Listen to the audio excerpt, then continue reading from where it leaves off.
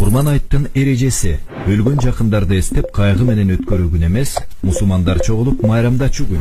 Курманчылык кылуучу адамдар мусулман акыл ордунда, сапарда болбогон, балакатка жеткен, колунда бар. Ушул 5 шарты туура келген адамга милдет. Айт намазга чейин курмандык чалса болбойт. Курмандык кылуунун малы кой эчкинин жашы 1 жашар болуу керек, бирок тозу 1 жашардай көрүнсө. Уй бука 2 жашар, төө 5 жашта болуу керек. Ал эми мүйүзү түйүнөн сынып, 2 көзү же 1 көзү көрбөгөн же чолок мал. Кулагы же куйругунун 3төн 1 бөлүгү кесилген, тиши жок же кулагы тубаса жок болсо курмандык кылууга болбойт. Малды союунун тартиби: бычак курч болуусу, 4 бутун байлап кыблага каратып коюу, башка малдын көз алдында сойбош керек. Бисмиллах Аллаху акбар деп тамагынан мууздоо. Мууздалган малды тезинен жүлүндөбөй туруу керек.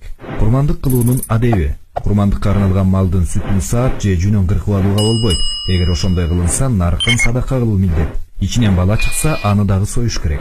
Курмандык кылган малдын эти уй же төөнү 7 адам кошулуп курмандык кылса, анын этин тараза менен так бөлүш керек. Союлган малдын этин 3кө бөлүп, өзүнүн үй бүлөсүнө, туугандарына, дос кошуна, тааныштарына, 1 бөлүгүн кедей кембагалдарга берген абзел. Союлган малдын этин сатууга болбойт. Бирөөгө сойдурса, анын акысына союлган малдын этинен же терисин берүүгө болбойт. Акысын өзүнчө берүү керек. Этин же терисин мусулман эмес кедей кембагалдарга дагы берсе болот. Чет жерден туугандарына акчасын жөнөтүп, менин атымдан курманчылык кылып койгула десе дагы жарайт.